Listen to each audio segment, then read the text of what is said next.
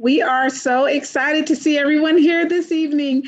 All right, so our board members are just logging in. They left one meeting at 6:30 and are jumping right into this meeting at 6:30. So it takes them just a minute on the technical end for everybody to show up. But we hope you enjoyed the art, and we'll share a little bit more about that later as the agenda gets started. But it's also on our TV station. So if you say, I want more, or you want to see other fine arts pieces such as music. Every Wednesday, you can see those pieces of art, and we look forward to seeing what's next coming up next week. So with that, I'm going to stop there as I see our board members are pretty much all on. Great. I can't see, again, on my screen, I'm not able to see all of the people, all the board members. So I'll assume we're all here and proceed with the Pledge of Allegiance. It looks like we have some kids that are going to be ready to lead us in the pledge. Is that Mindy and her group? Is that right? So if we could all rise and say the Pledge of Allegiance with Mindy's group. Looks like maybe, I don't know who else is doing it. And let's make sure they're off of mute. And then when they're done, they're going to introduce themselves and tell us who their parent is as well.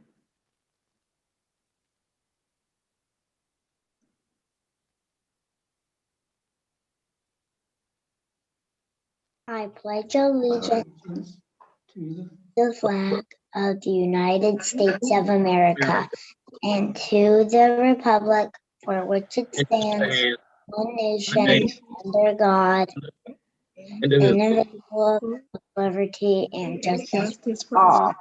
Oh, Brandon, that was the best pledge I have ever heard. Oh my goodness. Brandon, what school do you go to?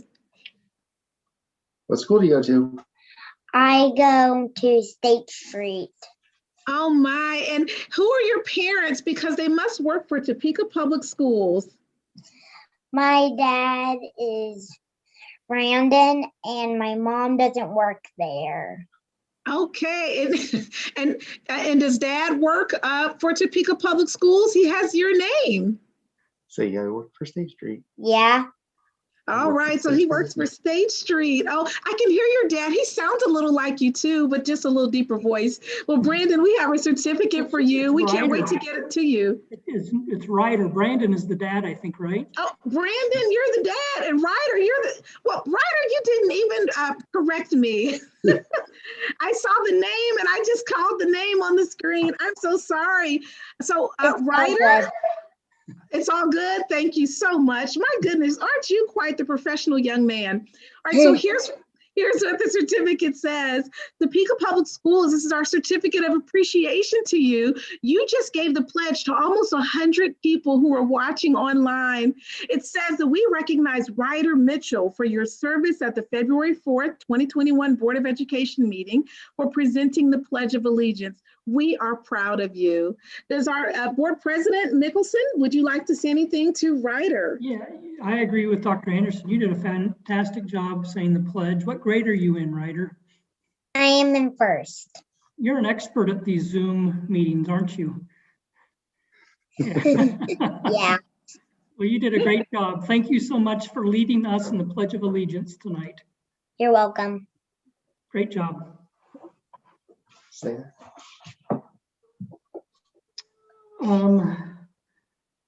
Before we move on to adopting the agenda, I'd like to just take a moment of silence. The district lost a student this week, a 5th grade student, Kanaya Robinson, who was a 5-year-old student at Kanaya Robinson, who was a kindergartner at Williams Elementary, and then also 2 passengers also in that vehicle that were killed. Tatiana Wade and Ashley Bracken were graduates from Highland Park High School.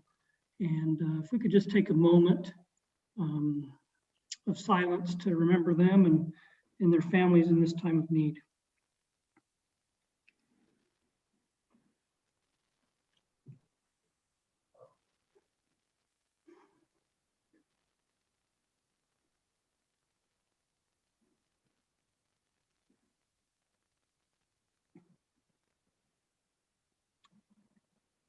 Thank you. I'll now entertain a motion to adopt the agenda.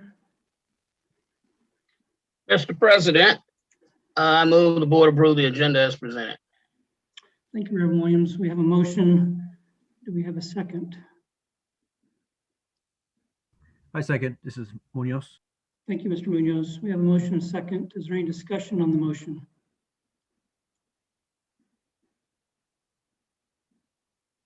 I don't hear any. So we're ready to vote, Mrs. Lister.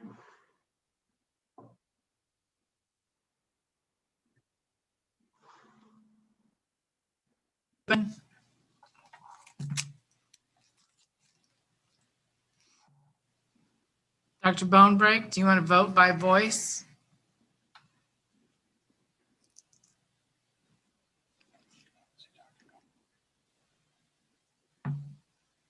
And I don't see Bonebreak's picture on here. We're going to make sure he doesn't have technical difficulties, but you can move right on along as we reach out to him.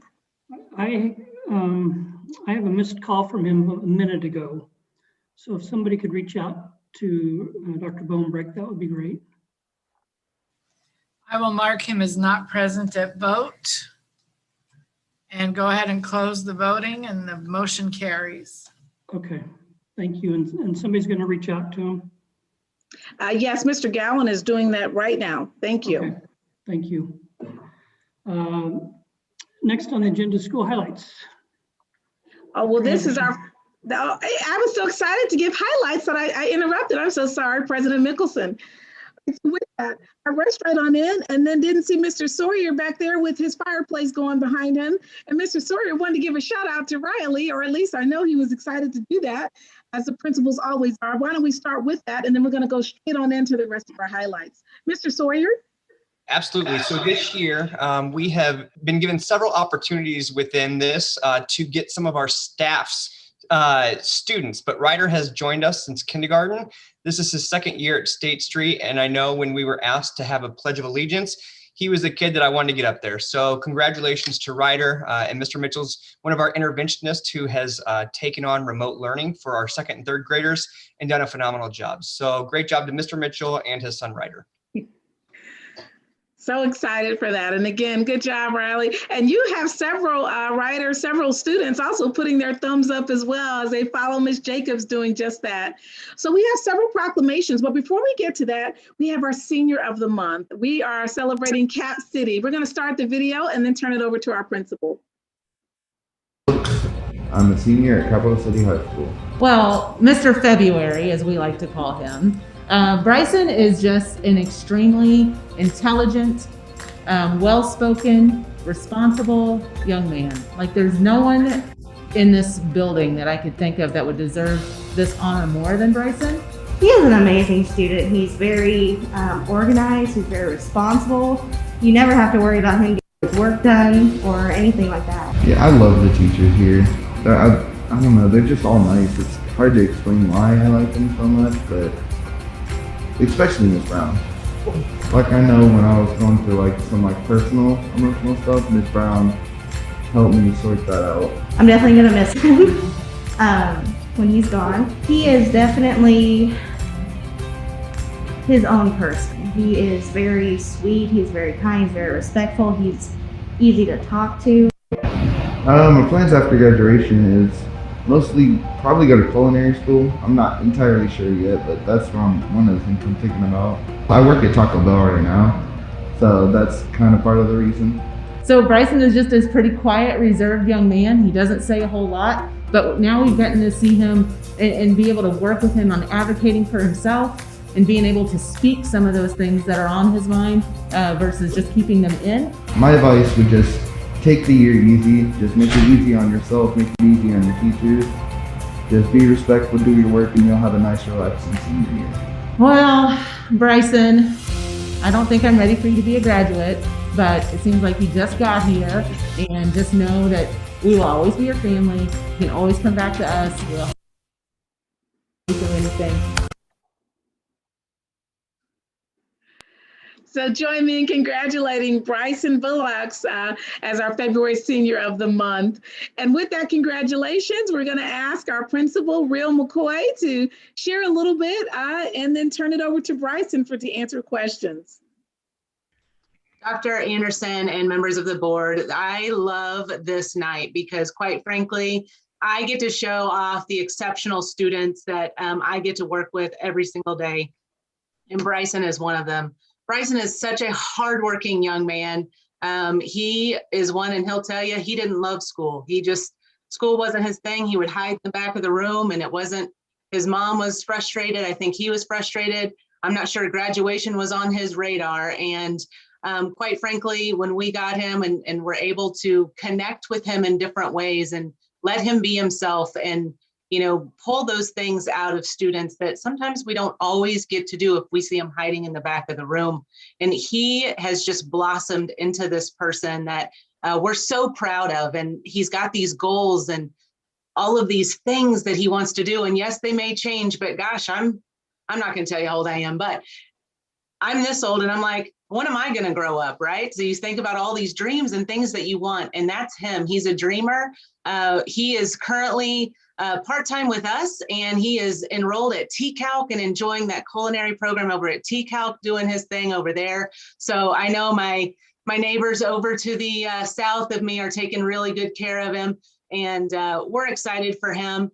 He's a brilliant young man, and I am just so excited to present to you Mr. February, Bryson Bullocks.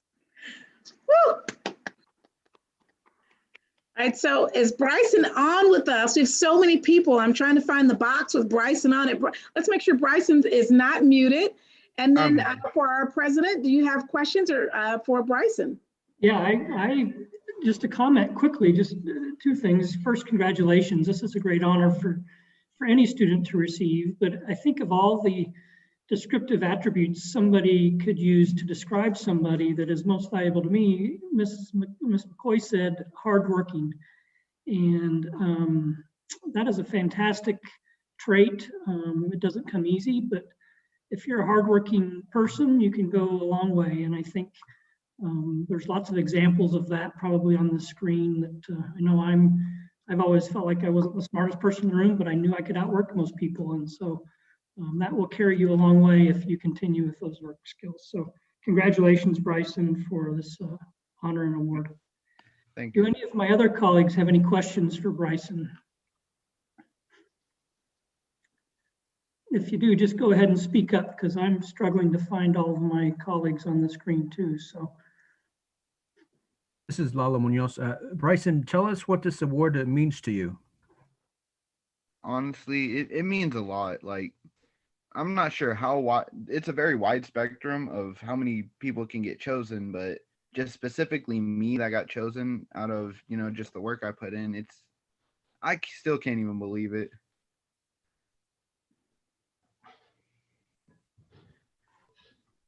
Bryson, so at TCALC, you're learning the culinary arts. Where are there culinary schools that you might be looking at once you graduate? I think the main one I've been looking into is Allen County. It's a community college. I know they have culinary arts and various other things in case I wanted to try. Good.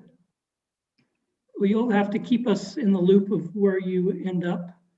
And if you come back here to work in a restaurant, we'll have to have a retreat and go there. Yeah.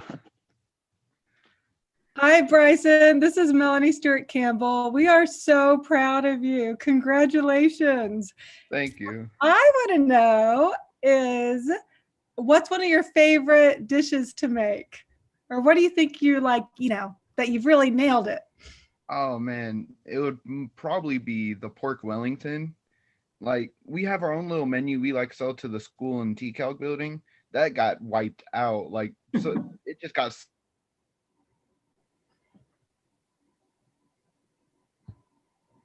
Oh, I think we have I think you're frozen for just a minute. We're going to give it just a second, Bryson.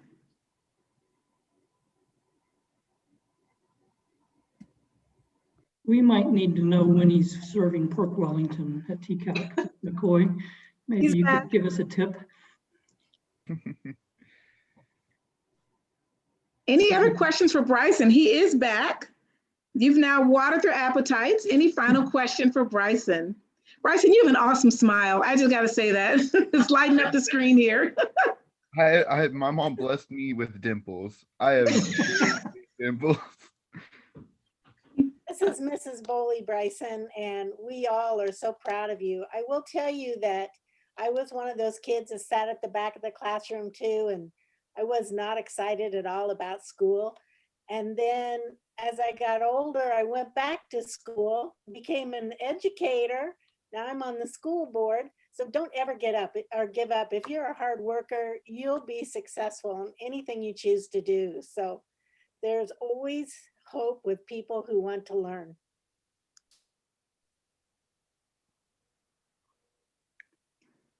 Hey, Bryson, I think that concludes all of the questions, and you had several of them. We are so proud of you. Continue to do the great work that you're doing. Keep it up, and we look forward to seeing you at graduation. And as we move on into our next award, we have several proclamations this evening.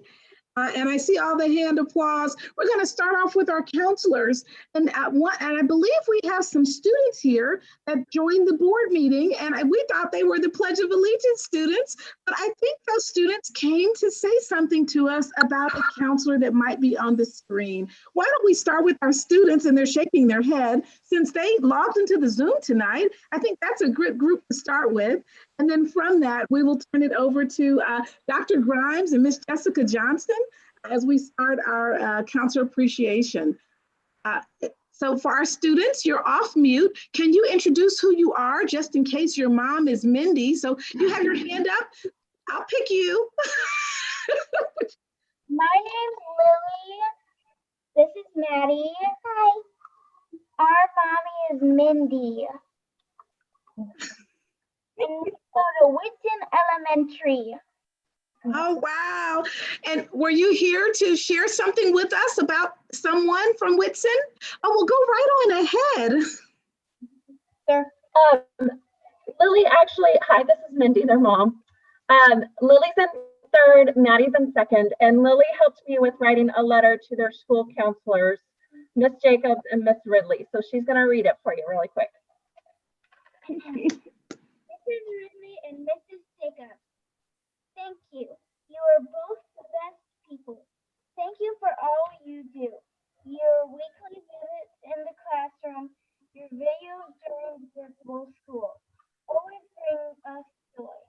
Thank you for being kind and teaching us the warrior way of self-awareness, compassion, respect, and responsibility. Thank you for all your Thank you for your hug, your smiles, and your hellos. And mostly, thank you for being awesome. AWESOME. Awesome, awesome, totally. Don't forget to be awesome. Thank you. That was pretty awesome right there. Wow, wow. Well, we're going to take the mutes off of Mrs. Jacobs, but we'll, because I'm sure she might want to say something to you before we turn it over to Dr. Grimes. And we'll make sure Dr. Grimes and Miss Johnston are also unmuted so they're ready to go. Hello, girls, Nickel family. That was perfect. Maddie, Lily, Mindy, you guys are so wonderful. Kind of have tears in my eyes. I'm so glad that you remember how to spell awesome. Way to go, girls. Thanks so much for being here. Right, with that, a wonderful start. For those that do not know, Ms. Jacobs is also the president of the Kansas Counselor Association and is also widely published and involved at state level and the local level, and even at the national level in many aspects, given what she does as the president of the Counselor Association. We're so proud to have her as part of our Topeka team. I'll turn it over to Dr. Grimes.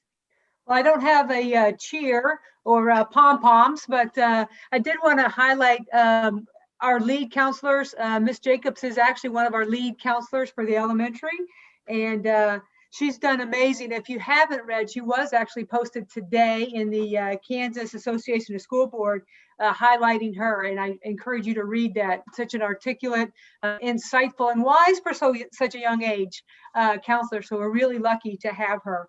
I tell you, I'm really honored to be a spokesperson for such a group. The pandemic has really emphasized the need for school counselors. Not only social, emotional, and academic development of our students, but also the tremendous support that they've given to parents and staff. So it's really amazing to be here and be a part of that group. We want to also highlight our other lead counselors. Jessica Johnson actually helps me with the secondary, so I'll let her highlight and spotlight our secondary counselors. Well, currently on screen, we have Ms. Jean Ryan, who is our lead middle school counselor. Hello, Jean. We're so happy to have you.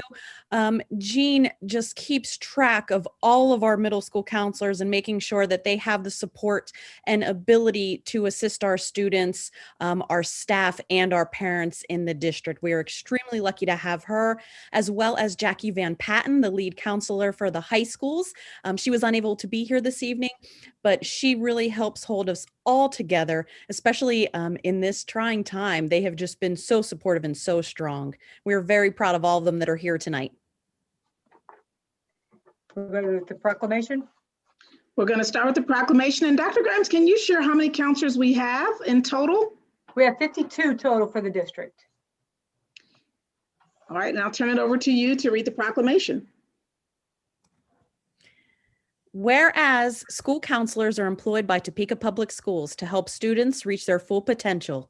Whereas school counselors are actively committed to helping students explore their abilities, strengths, interests, and talents as these traits relate to career awareness and development.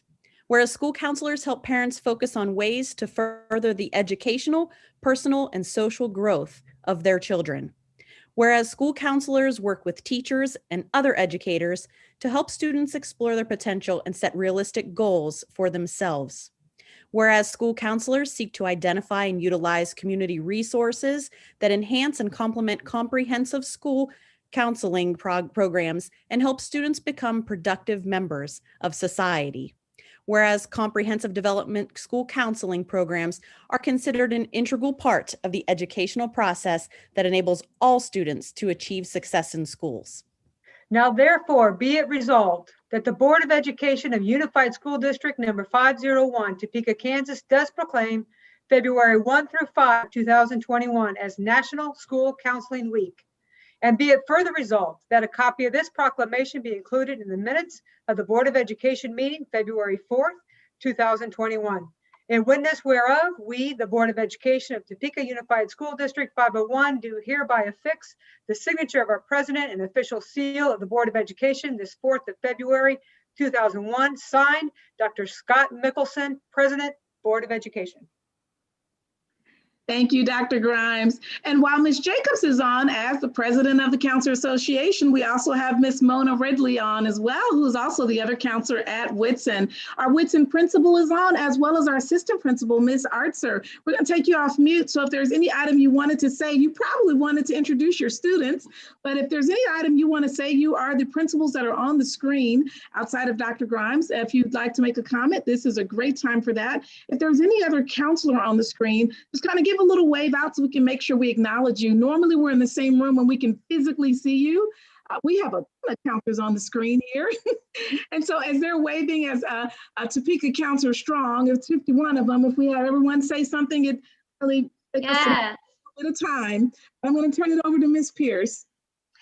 Thank you, Dr. Anderson and the board. I wanted to tell first and foremost, Maddie and Lily, you did such a wonderful job. Whitson Warrior Strong for sure. And thank you so much for representing our student body so well.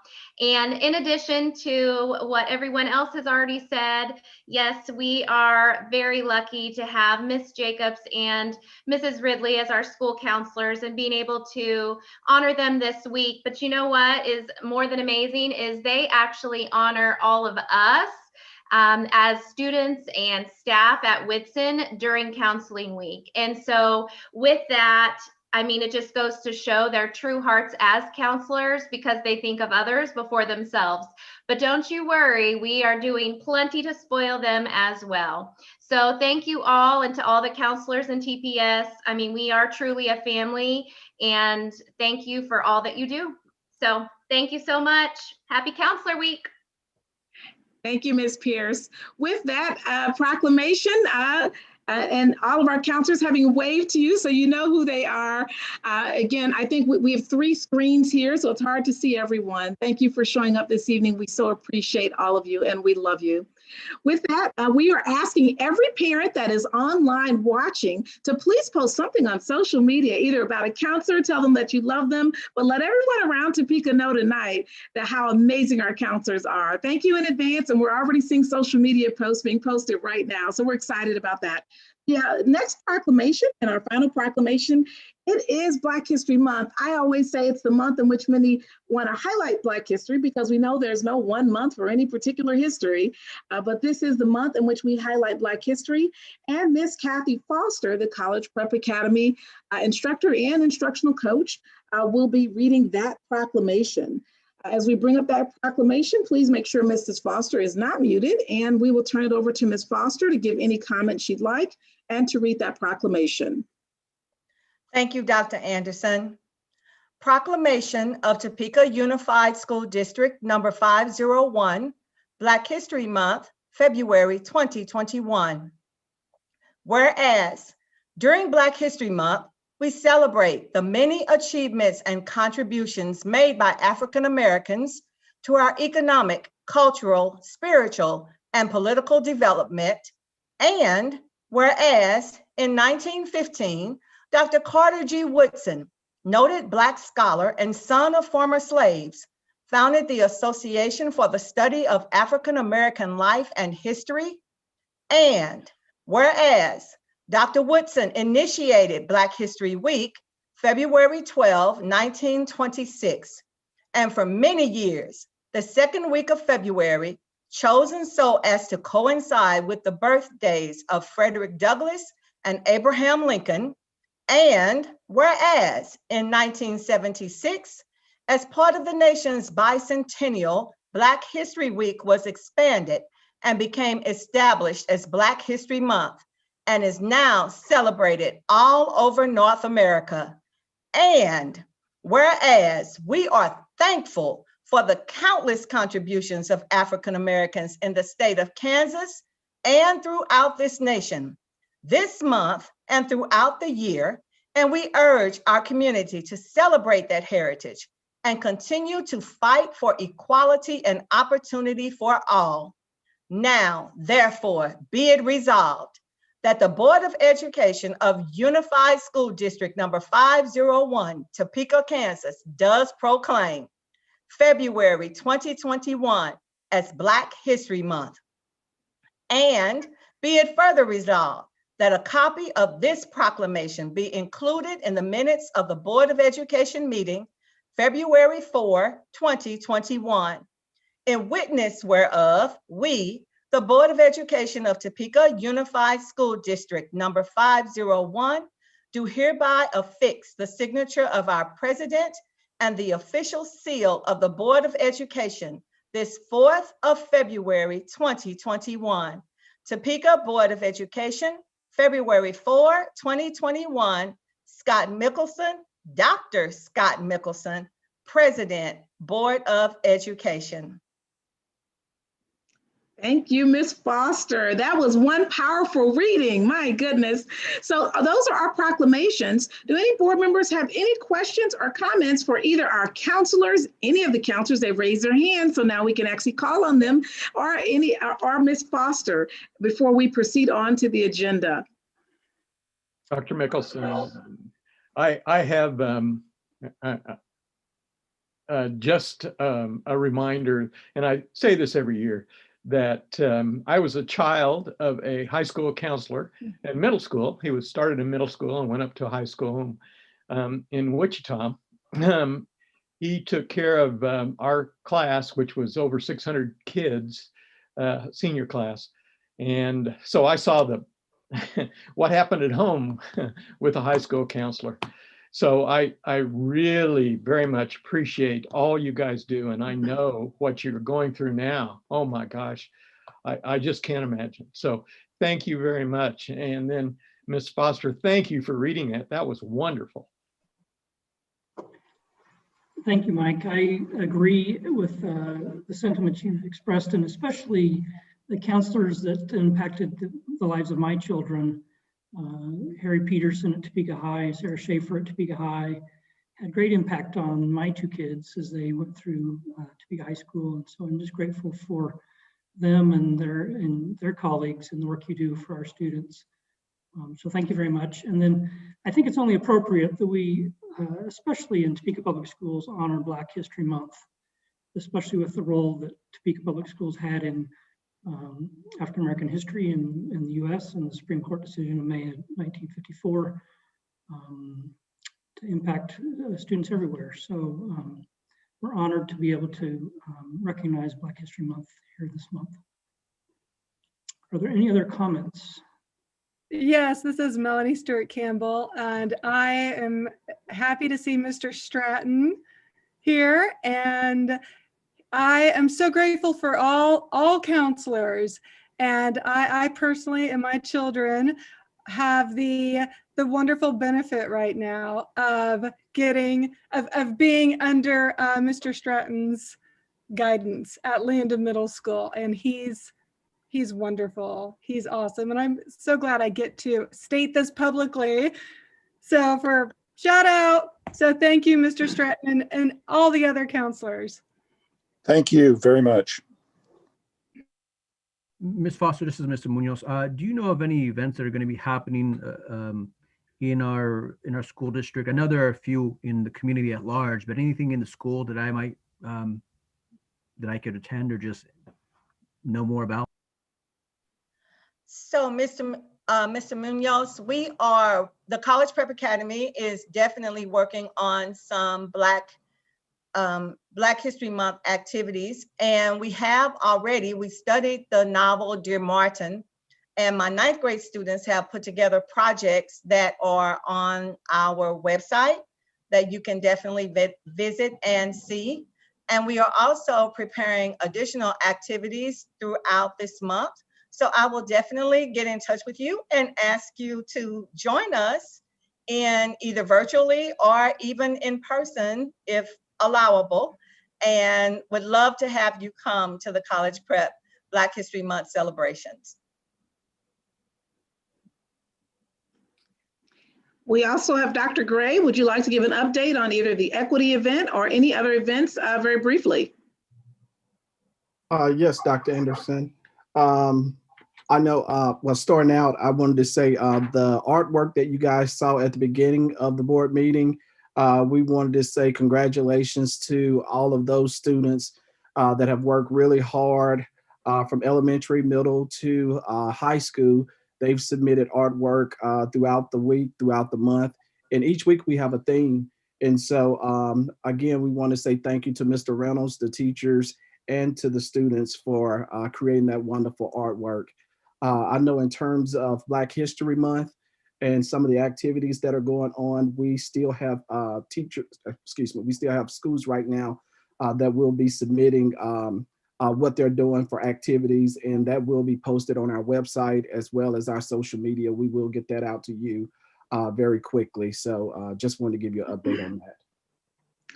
And on a final item, just so that you know, Mr. Munoz, I'm just going to ask Shana, our preschool, she has a Black History event, and do know that our district is actually hosting a Tuesday Equity Council event. Dr. New and I'll be facilitating that, and various members who first integrated schools will be participating in that, both in Kansas and Missouri. So we encourage all folks to listen in on that particular event, and that is on our website, but it is the 16th of February, and I believe it's being held at 5:30. And our Shaner principal, she sent me a little text and said, just so you know, here's what I'm doing. So I just told her to go ahead and share it. Can you share what you're doing for Black History? We always know you have something exciting going on at Shaner. Dr. Anderson. Anytime I can talk about the littles, I want to. But Mr. Munoz, respectfully, I can send you some information on ours if you want to join. We have dedicated an entire Zoom session to learning about Black history, particularly children of Black history, and just the impact that they can make, because we feel like that's something that helps the children relate, is when they see children of their age making big differences that last a lifetime. So we would be happy to invite you to that if you would like to attend. That'd be great. Thank you. I would like to go back to our counselors for a minute. I had the wonderful opportunity to work with Mrs. Wabensi and watch her in action, helping our students. And I also wanted to say to Miss Jacobs that when our schools first closed early in the spring, every Monday she would come on Facebook and have contact with the kids and do a cheer with them and remind them that everything was going to be okay. And I watched that too, and it was really helpful for me just because it was a scary time. So I really appreciate what she did at the beginning of that.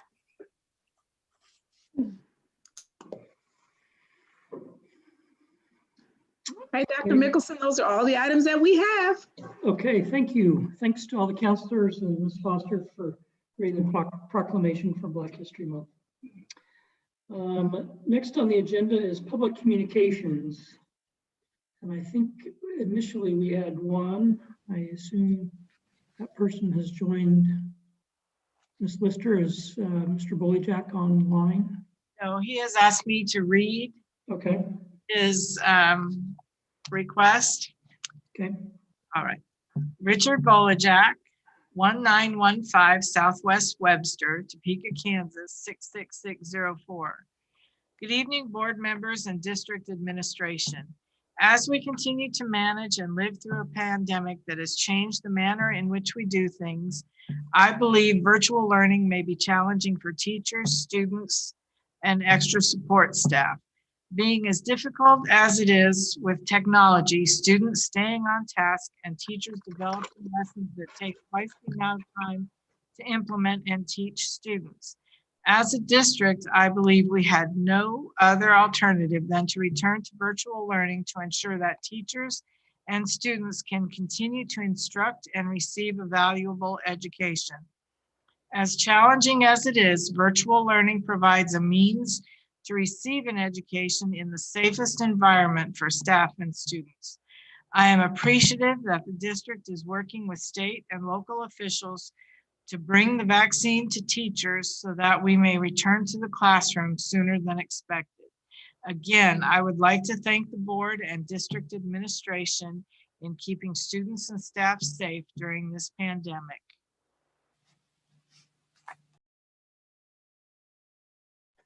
Thank you, Mrs. Lister. Are there any other public communication notifications you've received? No. Okay, thank you. Next on the agenda is business by consent. So I'll entertain a motion to approve of business by consent. Mr. President, I move the board approve the items of business by consent as presented and authorize the board president or superintendent to sign the special project and purchasing contracts for and on behalf of the board. Thank you, Reverend Williams. We have a motion to approve business by consent. Do we have a second? Bonebrake, second. Thank you, Dr. Bonebrake. Any discussion on the motion? I don't hear any, so Mrs. Lister, if you will send out the vote. The vote is open.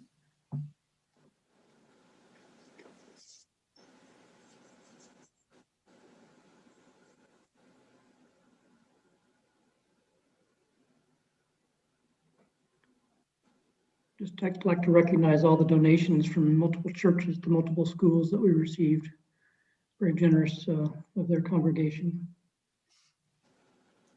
Reverend Williams, did you want to vote by voice? Bonebrake, aye. Aye, thank you, Dr. Bonebrake. Thank you, all votes are in.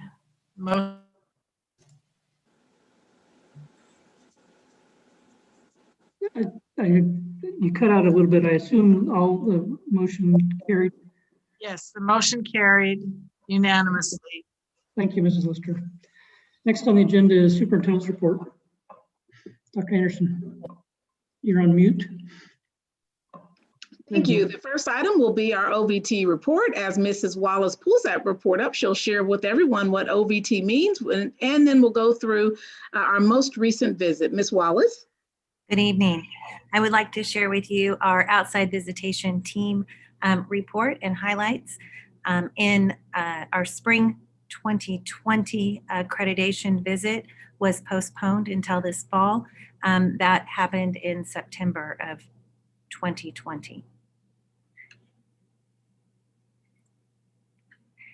The accreditation cycle, this would be our 5th year of a 5-year accreditation cycle, but we have pushed pause as recommended by our outside visitation team chair, as well as the state allowing schools to push pause.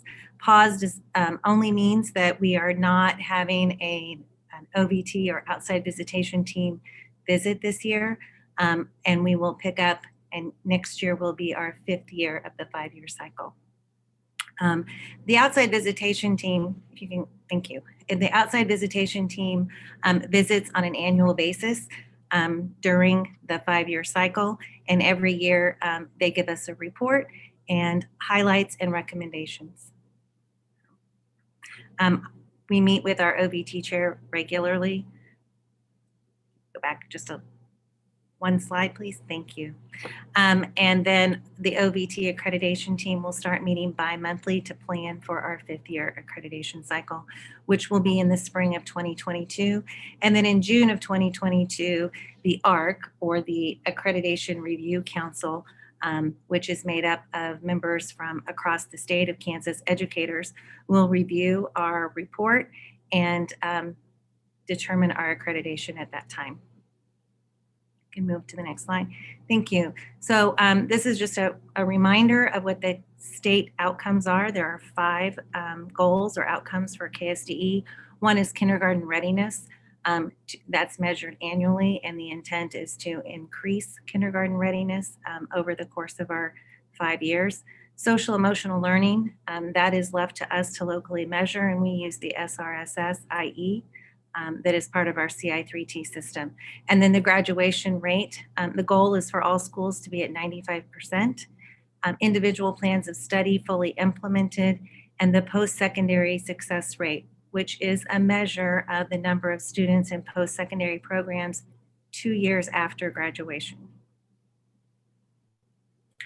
As part of the accreditation process, we select 2 process goals, and based on our strategic plan, we selected relationships and relevance. And those are, we reflect all of the 5 outcomes and the initiatives and the things we are doing through the lens of relationships and relevance.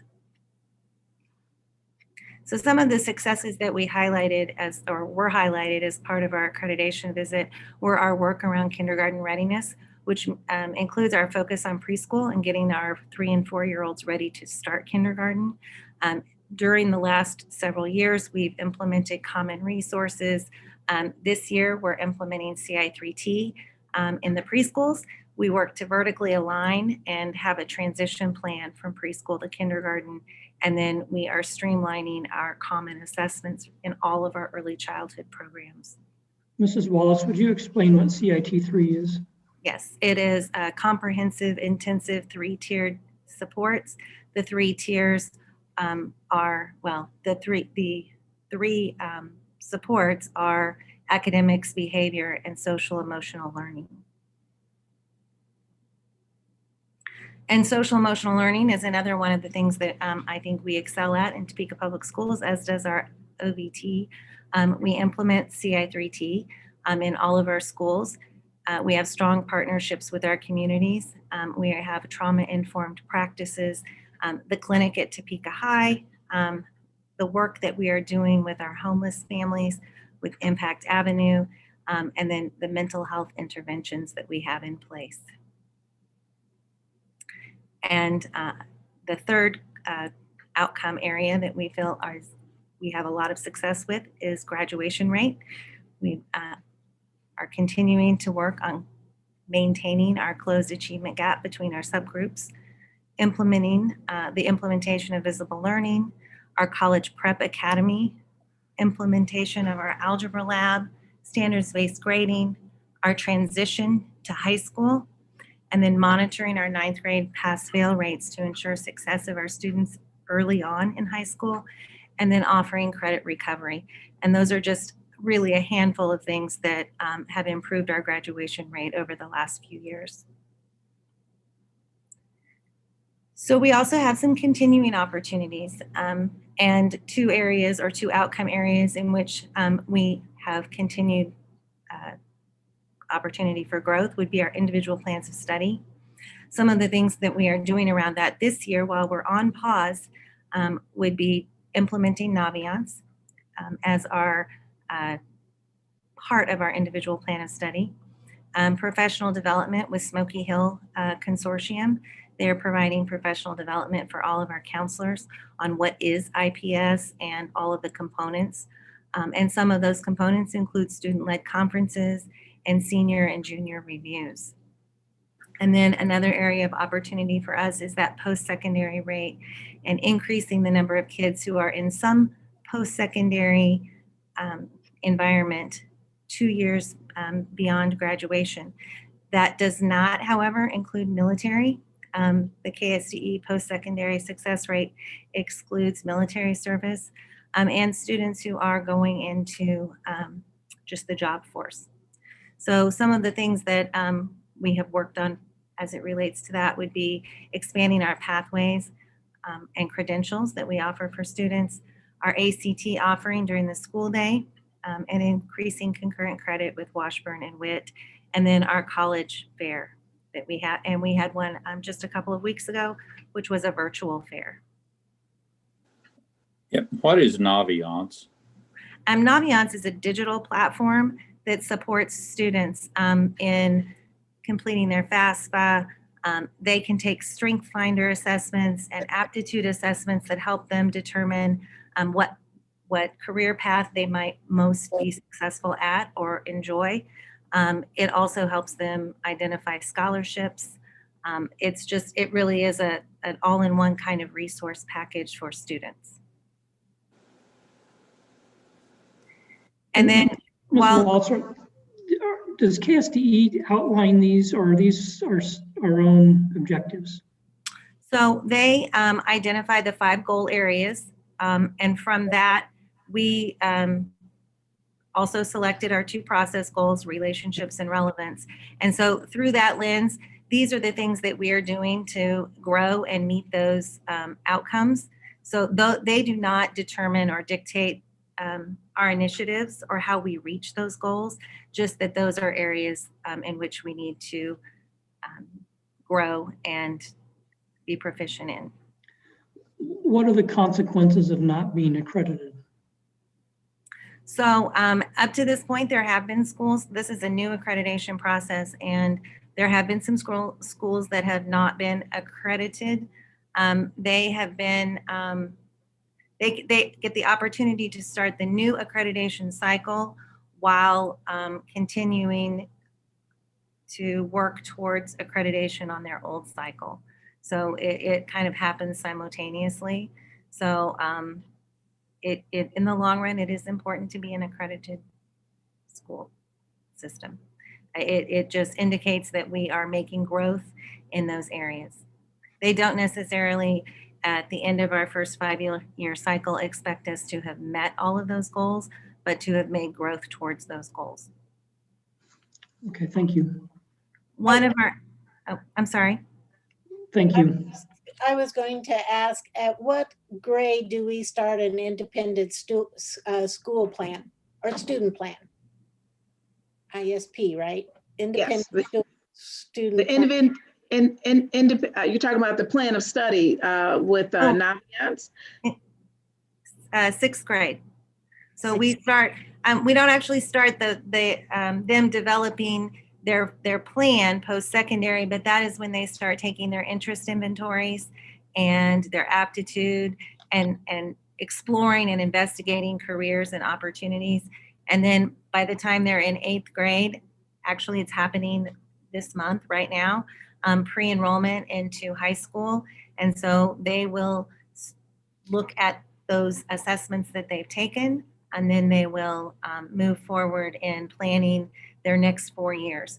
And it is flexible. They can always change their mind, but they do create a 4-year plan. So does this start earlier in our Loman Hill Academy? Yes, I mean, they start, well, in many ways it starts in all of our schools, but yes, the College Prep Academy, they're exploring colleges and careers very intentionally. So I have one more slide to share with you, and this is not necessarily one of the outcomes, but this is the one area in which Topeka Public Schools is on improvement with KSDE, which is our chronic absenteeism. To be considered chronically absent, it is a student who is absent more than 10%. So in a 180-day school year, it would be a student who has missed up to 18 days of school.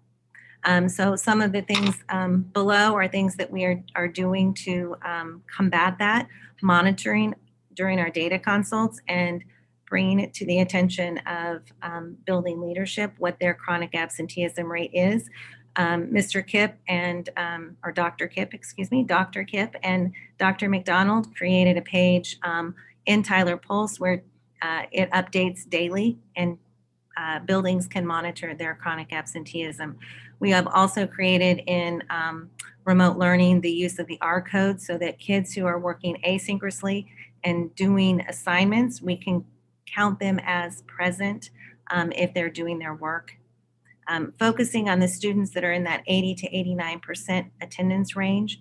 And some of the things we're doing are porch visits, calling students and families, and then setting some short-term goals with families. And then presenting this data at building site council meetings so that community and family are aware of each school's chronic absenteeism rate and what their school is doing to combat that. Thank you, Ms. Wallace. Any other questions for Ms. Wallace before we give a final update on a few different matters under the just superintendent's update? All right, so the next several updates that we have really pertain to a little bit of athletics, a little bit of graduation. And I'm sorry, Dr. Morrison, were you preparing to say something? I saw your mouth moving, but you're on mute. Let's make sure that board members are unmuted. Thank you. Oh, there we go. There was just one little part. I just wanted to make sure all our students have the opportunity for the dual credit activity from Washburn, because I do know that there sometimes is a tuition that is necessarily paid, and also Washburn Tech. And I don't, I have seen that.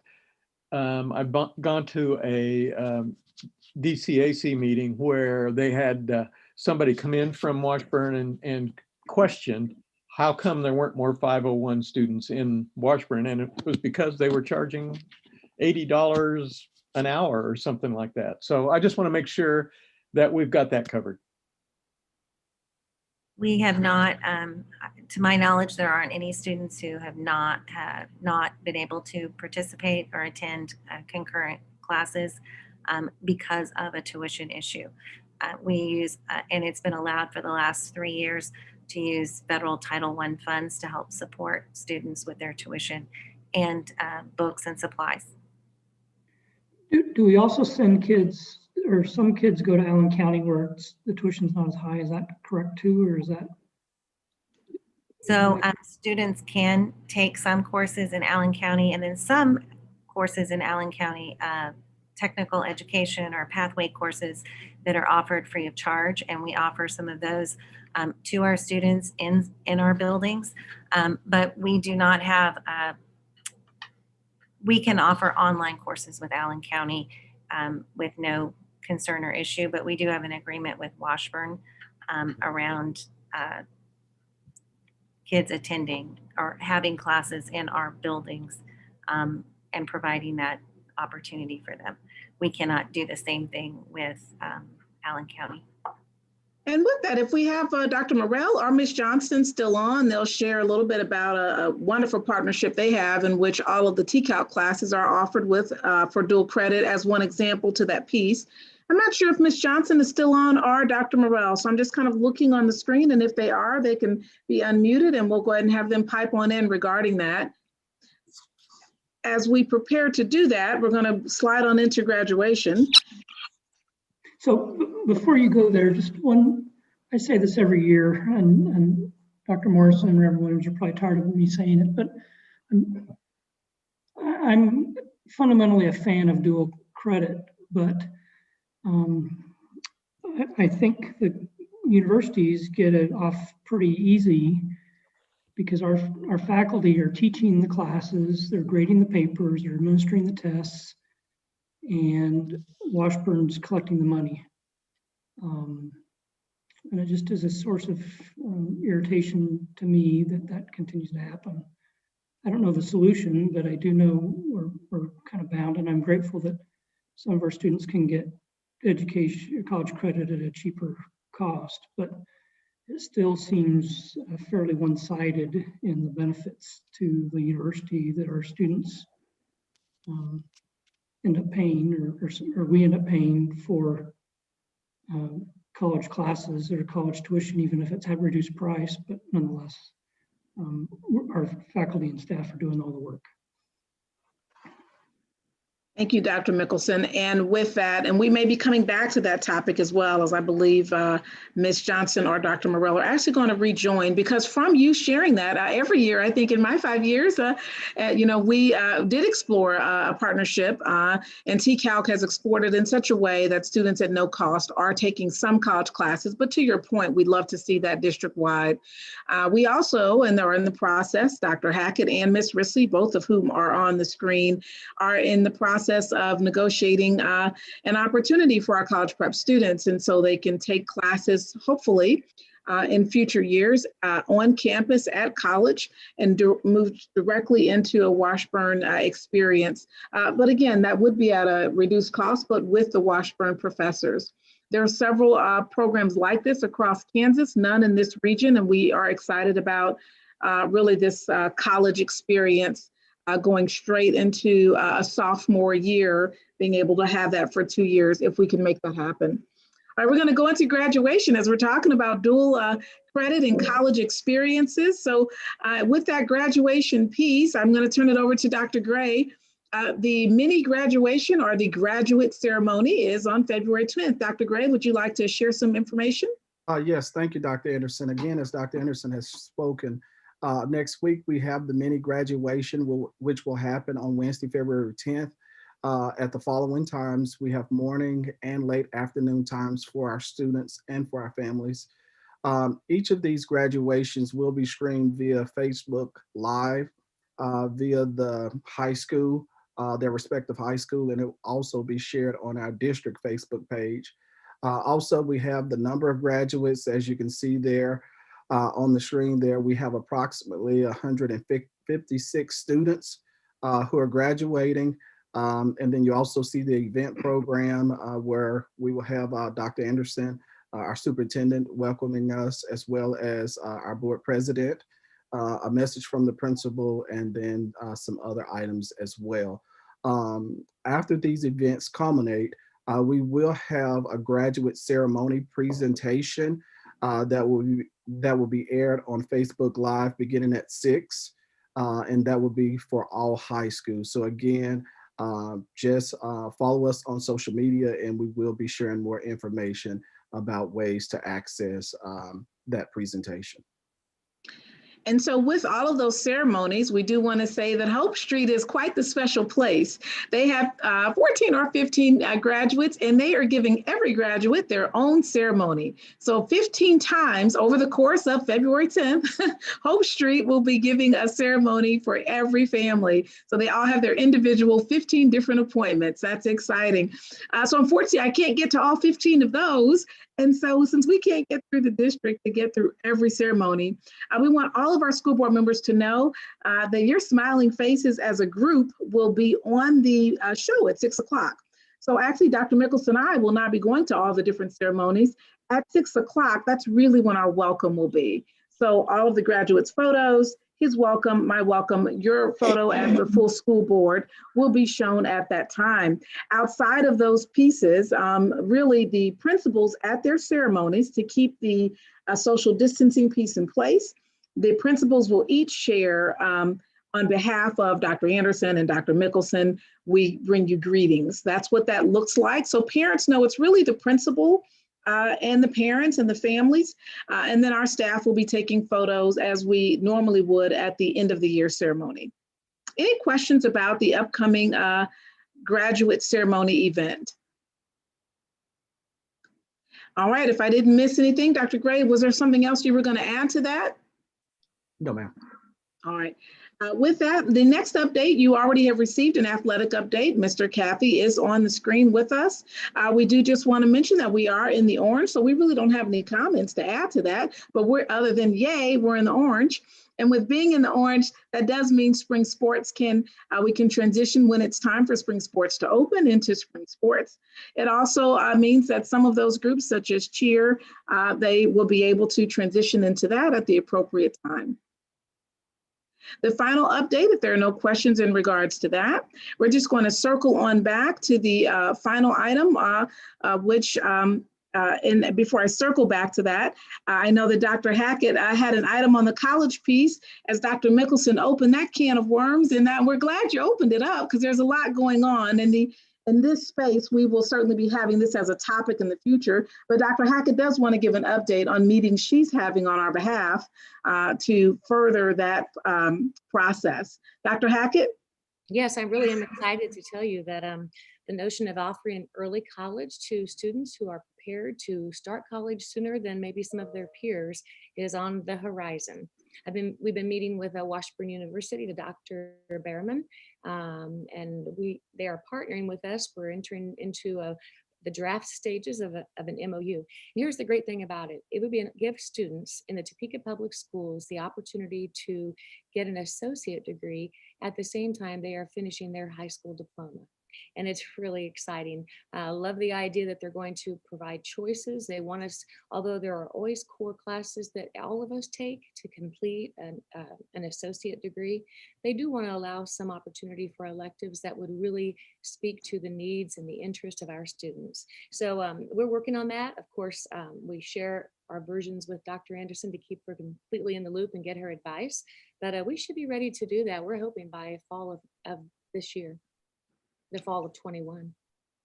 Thank you, Dr. Hackett. And I see Ms. Johnston is on the screen. Just very quickly, Ms. Johnston, the question that Dr. Mickelson had was about Allen County or any partnerships that offered free college opportunities for our students. Can you speak to what we have started since he first posed that question some years ago? Sure, absolutely. We have been in partnership with Allen Community College and really taking part in one of our Senate bills to provide free CTE courses and elective courses for some of our TCALC students and actually throughout the whole district. So any student who is enrolled in one of the CTE pathways, such as web and communications, graphic design, agricultural science, has an opportunity to be able to enroll in free concurrent classes at Allen Community College that really do a great job of partnering with things that we do offer here in district. This year, last semester, we had roughly 10 to 15 students from around district that took advantage of the great opportunities through Allen Community College. And this semester with our virtual learning platform, we're about at the same number, probably close to around 12 to 15 students who are enrolled in those Allen courses as we speak. Dr. Morell, is there anything that you'd like to add as we go on to the very next topic regarding Allen County and our goal? Dr. Mickelson, we started this actually years ago, and our goal really is to offer this much more widely as part of the post-secondary piece so that students can really have any class that they take get credit through Allen County if it's eligible. The pilot was really through TCALC. Dr. Morell, is there anything you wanted to add very briefly, sir? And then we're going to turn it back to Dr. Mickelson. I think he has one final question. think I just wanted to add that this semester we have students in robotics that are earning concurrent credit through Wichita State Technical University.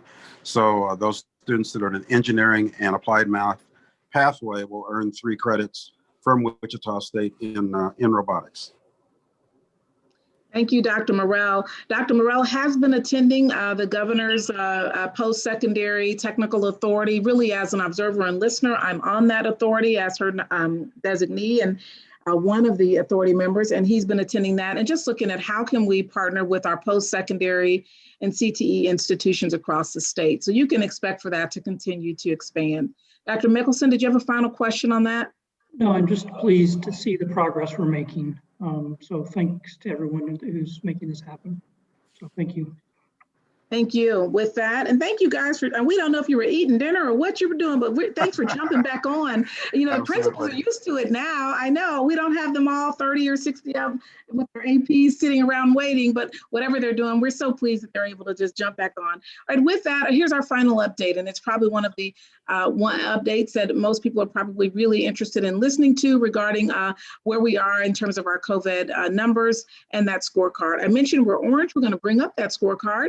And on that scorecard, which is now published as of today, you'll see that we are at orange and we are at 16. In Topeka Public Schools as of today, we are also, the scorecard, when you see it on Friday, we are also below the red, and we may very well be green actually in Topeka Public Schools. And if we're not green at this time, we may very well be there for the very next week, just based on the numbers. Based on that orange scorecard of being at 16, previously, some members of the board, and I'm asking for consensus, and I want to do this since we're all back and we're not on winter break or any of those pieces. I want to share kind of in a reminder of what has been expressed in the past, and to make sure that I have a consensus of folks that feel comfortable with proceeding.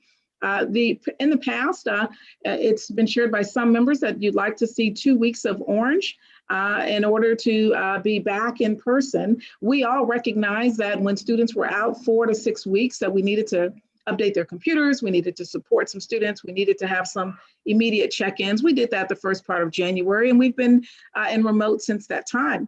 And so with that, we'd like to ask that and share that second week, next Thursday. If we are in fact orange, then following that second week of next Thursday, the date in which we could potentially open, to make sure that we are all on the same page, that will be this week being orange. Again, next week, waiting and see if we're orange so that we know that it's stable.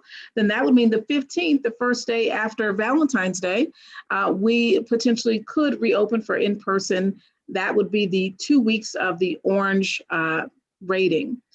Previously, as a reminder, we also shared with families, just in case we never were orange in February, we gave them a time frame for after spring break, hoping that vaccinations would have occurred and ensuring that there's some end of the year in-person opportunities. So that after spring break time frame is something that is on people's mind as well. But 2 weeks of orange could potentially be this week and next week. From a consensus standpoint, I'd like to turn this over to Dr. Mickelson and the board and turn this over for discussion. If you can give us a feel of how you're feeling about that 15th date being a date of possible in-person return. Dr. Mickelson? Thank you, Dr. Anderson. So we'll open this up for discussion. People have opinions, they can state them now. I'm in favor, I continue to be in favor of what we agreed to previously, and that is 2 weeks of orange. I do think it's better, and I've tracked the numbers multiple times a week, and I do see that our county is doing better in multiple areas. We still have some ways to go. I know you're working diligently to get our staff vaccinated, and it's just a supply issue right now, but I'm optimistic that we'll know something more in a few weeks. I don't hesitate to promise anything because we don't know that yet. But, I'm in favor of that. This is bum break. I sent around a CDC report for in-person classes. CDC says we ought to be in school. The transmission among little kids is minimal.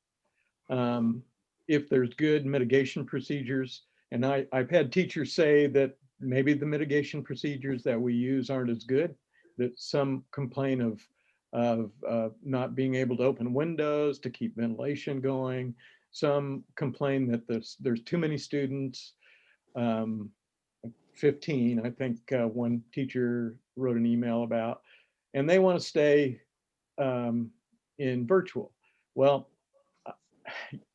what you have to do is weigh what's good for the kids and what's good and what the virus does. And I think it's time to go back to school. So I would agree with your plan, Dr. Anderson. This is bone breaking. I agree as well. Thank you, Michael. I agree, but I just, yeah, I think I completely understand teachers and those who have families who they're worried about. And I really am a little frustrated with the vaccines and knowing that we're moving into phase 2 and seeing individuals who are getting their vaccines and me feeling like teachers should be at the very forefront of this phase. And so I really hope that we get these vaccines soon, but since November, I think I really am worried about kids and where they are. Are the teachers not in line to get the vaccine? Dr. Bonebreak, we don't control the vaccine, the distribution, how it's given out. We share in the frustration regarding the vaccine not being plentiful enough to get it to all the people that need it. And we recognize the health department is working diligently to get it to as many people as they can. Each week, we have inquired about the status, and we also attend a weekly meeting along with all other superintendents to get updates. And the updates that we have received is that they anticipate there may be more vaccine coming to Kansas. And if that is the case, perhaps that may speed up the process. But until such time, there is a website called Kansas Vaccine, I believe, .org. I may need to be corrected on that website. It's .gov. And here it is that we've pulled up. You can see all of the counties and the amount of vaccine that they're getting. Now, keeping in mind what we've been told in the past, somewhere thereabouts, perhaps 64 or so thousand might be needing the vaccine in the county. And I believe that may have been the number. My apologies if that's not the exact quote, but we do know in Topeka Public Schools, we have approximately almost 2,000 people who have signed up for the vaccine. And so between that 1,700 and 2,000 people that have signed up, we're going to go down to Shawnee County, and you can see that each week they're only getting 1,950 doses of the vaccine. Keeping in mind they need to have a vaccine, that same vaccine, a little bit over 20 days later to give people again. And so they just can't give what they don't have is what they've shared. Therefore, as they work through phase 2, which we're currently in, if you compared us to, for example, Sedgwick County, they have 5,850 vaccines. If you compared us to other counties and sizes of counties, there's a variety of amounts that you'll see listed. And so we'll take that off the screen, and we encourage people to look at that particular site. It will be in the COVID communicator on Friday. Our question and my inquiry is regarding the size of our county, the size of our district, certainly seems to warrant a greater distribution. So I don't control the distribution, but certainly we can control sharing our interest and concern for our staff. My hope continues to be that our staff is vaccinated prior to certainly spring break, so we can get the first vaccine in February, the second one in time. And I today sent another inquiry regarding utilizing this remote learning time to support vaccinating our teachers while they're in remote learning. So those are the at least things we've inquired about up to now, Dr. Bonebreak. Does that answer somewhat broadly the question? Yes, you just can't ease my frustration. Thank you. As I share in that frustration, you're welcome. This is Reverend Williams. I'm in favor of the being consistent with what we had previously agreed to, which is 2 weeks of orange. And I share in the frustration of the fact the lack of our teachers not getting the vaccine, because I have friends on Facebook here in Shawnee County that they've gotten their second dosage, and I'm quite questioning how they were in line to get the first and the second one. It just seems to be certain people are getting and certain people are not. Certain groups are getting and certain groups. So that's just my 2 cents worth. That's not what you know, it's who you know. Yeah, unfortunately, that's what it seems. Yep. This is Mrs. Boley, and I concur. I think it's time to get our kids back in while we're on a downward trend, and we don't have any way of telling the future. We don't know what's going to happen next. But right now, it seems that we're on a downward trend, and I think we need to bring those students back. Let's get our teachers and our students back together again. Could you call a question? All right, I guess I'm the last to speak. I also concur that I support that we return to in person with 2 consecutive weeks in orange, which it's looking like that's the trajectory. I am worried, though, very worried about this British strain that has now made an appearance in Kansas, but I'm just going to be very cautiously optimistic. Thank you. Does this require a vote? I don't think so. I think Dr. Anderson was just hoping to get a consensus, and it seems like we're all in agreement that we're going to proceed cautiously, assuming we're in orange again next week. All right. In the past, you've given the administration the opportunity to take the steps that we felt were appropriate. And in the past, I've asked for consensus either by calling you directly or in this space. And I think each individual has given me that. Unless Ms. Cope, do you think more needs to be done? I do not. This is how we have been handling it thus far. Thank you. Therefore, as our next steps, we will proceed with planning and informing individuals of that possibility so that they have a date to prepare. That second week, it also allows for staff to begin to prepare their classrooms as well. And we will continue to express our concern and interest in having the vaccine for our teachers as soon as those that are controlling that can make possible. Thank you. So Dr. Mickelson, something that we skipped over, I would like to go back to, and that's if Mr. Cathy is still on board. Are you still there? He is. Yeah. Okay. There was a request to stop using masks during actual play. The CDC and Dr. Mickelson, that was from a student, just so you know, that still an important request, but that's a superintendent's advisory student, Zoe Carroll. She's at a game right now, so she couldn't be here. My apologies for interruption. Just wanted to make sure you know he turned it in as an attachment, but it was from Zoe Carroll and he sent it in on her behalf. I just should, we have already decided that the other team can play without masks, and I don't agree with that. But for sure, we need to keep the same mask in indoors, in high-risk sports. And I sent around a report from, I think, Atlantic Magazine of a 13-team wrestling tournament. We don't do wrestling, which is very smart, but they had a cluster of COVID and they had deaths in that cluster. So, I mean, we need to follow what the CDC says, even though other teams aren't necessarily following. So that's I have to give that answer to that student. And did you have a question for Mr. Cathy? Are you good with him remaining silent on that? Yeah, since it's not his recommendation, but only a request, I would say no to that request. Thank you, Dr. Morrison. Okay, so just to clarify, so our players will still be wearing masks, yes?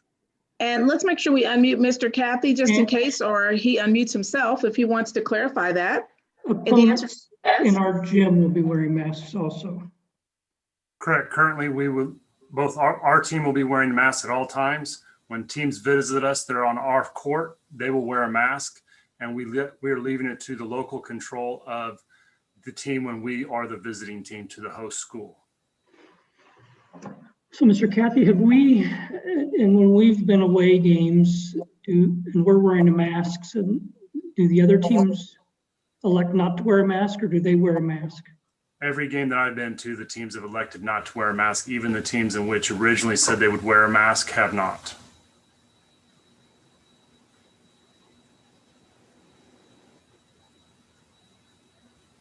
Just so you all know, that's not following CDC guidelines. So I'll leave it at that. And those are all the updates that we have this evening. Thank you, Dr. Anderson. Next on the agenda are action items, and we have one action item. And I know there was some discussion at our last meeting about changing the retirement savings paradigm for Topeka Public Schools. And so we've invited Mr. Mankey to just address us and remind us of why he's making this recommendation. And answer any questions before we move on to entertaining a motion to accept it. So Mr. Mankey, there you are, I see you now. So if you could provide a brief summary again of your recommendation and why you're making that recommendation. I'll do my best. Good evening, board members. If you find understanding the complexity of employer-sponsored retirement savings plans challenging, please believe it is for me as well. Your efforts and time spent trying to comprehend the recommendation in its totality are greatly appreciated. Both Capers and Horace Mann provide superior pre-tax savings and investment alternatives in comparison with our current program. So I think the issue ultimately is agree or disagree that the district's current multi-vendor platform requires some remodeling, and the single vendor platform is the correct tool for future Topeka Public Schools employee supplemental retirement savings. Overwhelming choices can lead to overwhelming decision-making. If we can agree with that, then the Horace Mann solution is the best fit, as it provides fiduciary benefits for the plan sponsor, Topeka Public Schools, for both existing and new retirement savings accounts. Our recommendation leaves intact existing legacy accounts for current and former employees, if that is what they choose, while creating a platform for future savers that is focused, competitive, and tailored to the educators of Topeka Public Schools. Full plan administration will be provided for both existing legacy accounts and new plans under the Horace Mann single provider solution. I think it's important to review the details of our existing program when trying to understand the recommendations. 86% of total dollar savings, about $41 million, and 61% of existing accounts, there are 1,220 accounts, are held by active or former employees 50 years or older. 66% of the total savings and 39% of existing accounts are held by active or former employees 60 years or older. Adopting the Capers 457 option adds a great benefit, but does not help with better administration of the current multi-vendor employee accounts. The Horace Mann proposal offers a single provider solution for 403Bs and an added 457 plan for flexibility and choice. Equally important with the legacy account administration is, without a 403B plan termination, our participants would not be able to roll funds from their existing 403B accounts into the Capers 457 or individual retirement account until age 59 and a half or severance from employment. Complete plan termination creates a distributable event. Distribution would generate a 1099 and potentially require federal and state tax withholding assessment from the existing product provider. This is in addition to any surrender penalties or deferred sales charges. That may be reviewed at tax time, but probably not without considerable hassle for the individual account holders. The amount of the distribution plus an amount equaling the tax or penalty assessment withheld would need to go into the 457 plan within 60 calendar days of any distributions. Another complication of our current program is the district maintains a regular 403B plan document for pre-tax savings and a separate special pay 403B plan document for sick leave payout upon death or retirement. All three employee classifications, certified, classified, and administrative, have sick leave payout at retirement or death benefits. The 403B special pay plan's purpose is to allow schools the ability to distribute the one-time lump sum accounts of unused sick time. These can be significant amounts for employees who have been with the district 10 or more years. Depositing these dollars in a special pay plan saves the employee as well as the district significant payroll taxes at the time of distribution, each about 7.6%. The Horseman proposal includes professional services for the rewrite and maintenance of employee contribution 403B accounts, as well as 403B special pay employer contribution plan documents, and adds a 457 option with plan document and account maintenance. The existing CAPERS 457 program is not a solution for our 403B special pay plan needs. When considering retirement investment program options, it's easy to get laser focused on administrative costs, investment fees, fund choices. And that's not only okay, it's extremely necessary, but we need to focus a little on the human side of this issue as well. Plan administration for a school district includes having some conversations with account holders that take a little extra effort, skill, or thought when explaining the IRS established boundaries these accounts reside in. Withdrawals may be subject to penalties and special hardship rules. For example, if an employee under age 59 and a half requests an early distribution from their 403B account to purchase a vehicle, even if the reasoning was the ability to take a spouse to recovery treatments at the heart center following a major surgery, to avoid having to rely on public transportation for doing so, does not meet the necessary IRS language for hardship requirements and would be declined. 2 weeks later, if the same employee's spouse unfortunately passes away and they return requesting an early withdrawal for funeral expenses, this request falls under hardship safe harbor guidelines and be granted if the employee were able to demonstrate they had no other financial resources. It's extremely important to collaborate with a company capable and focused on the human side of retirement savings management as well.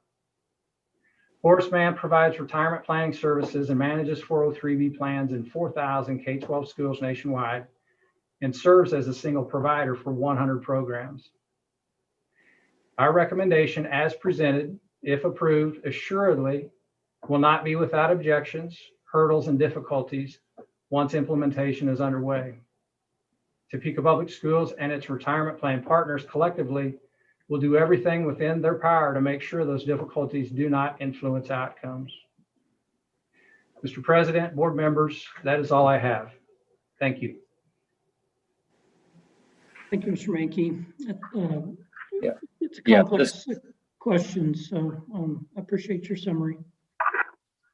Yeah, this is Dr. Bonebreak, and I would like to amend the action item and make a motion to postpone the vote on the retirement plan until the next board meeting on February 18 to allow CAPERS to rebut the plans, as one of my acquaintances is past director, manager, boss of CAPERS for many, many years. And 12 years ago, he moved to Colorado to do the same thing.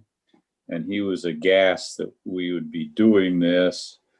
You know, there's portability questions, and I am just not sure that we as a board have the ability to assess the ability and quality of a private financial company.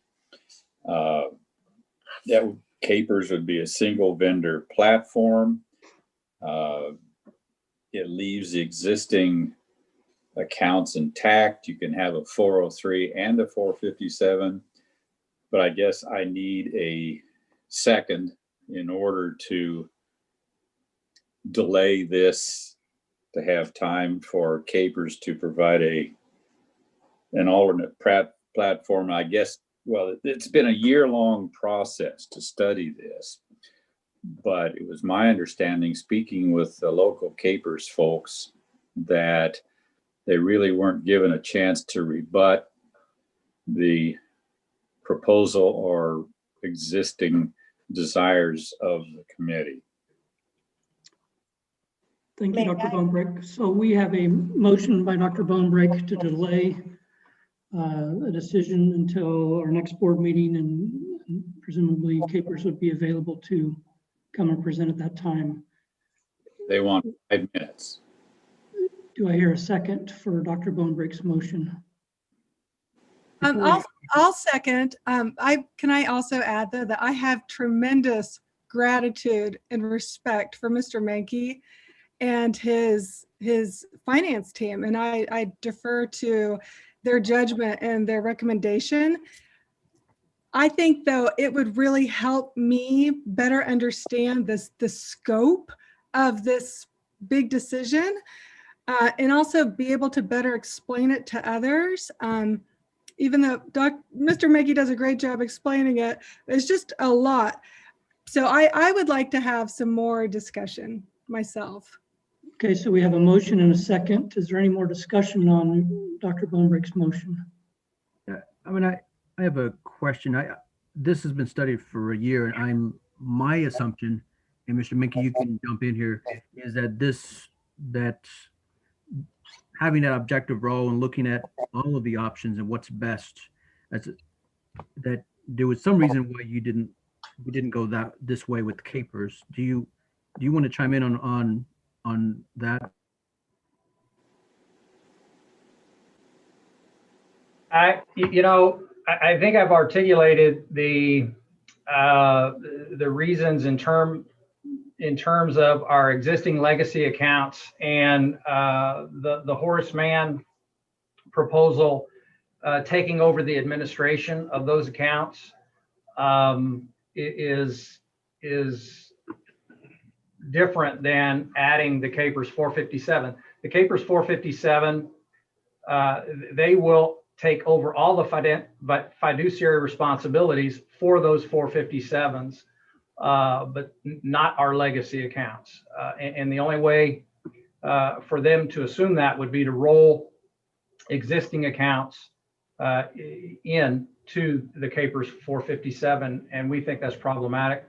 The other is as I went through this evening, our 403B special pay plan. And I don't think the Capers 457 option is a solution for that. And the reason I wanted you to chime in, Mr. Mankey, is that if we ask every one of the companies who do this sort of work, they're all going to argue to, why their product is exceptional and why we shouldn't go another way. And what I like about what's been done over the course of the year is that everything has been looked at, and the best decision based on what works for our employees is what this work ended up at after a year. And so I don't know about giving an opportunity for Capers to come into, I don't know. So I'll throw my 2 cents worth, and I totally agree.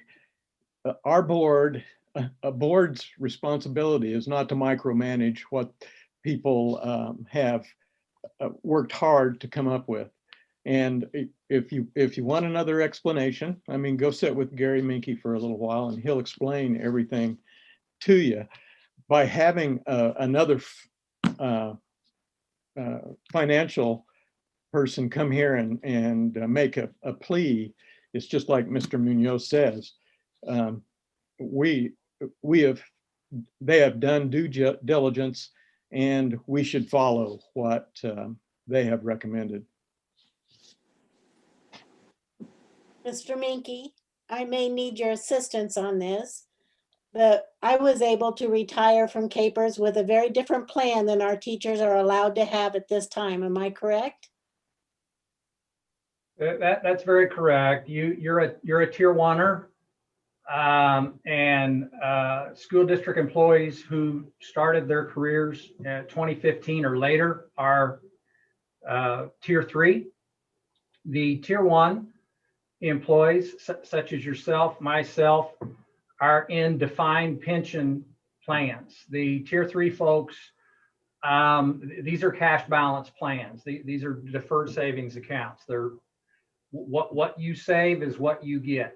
We're not going to calculate your retirement based on an average salary. We're going to calculate your Capers tier 3 based on what's in your account.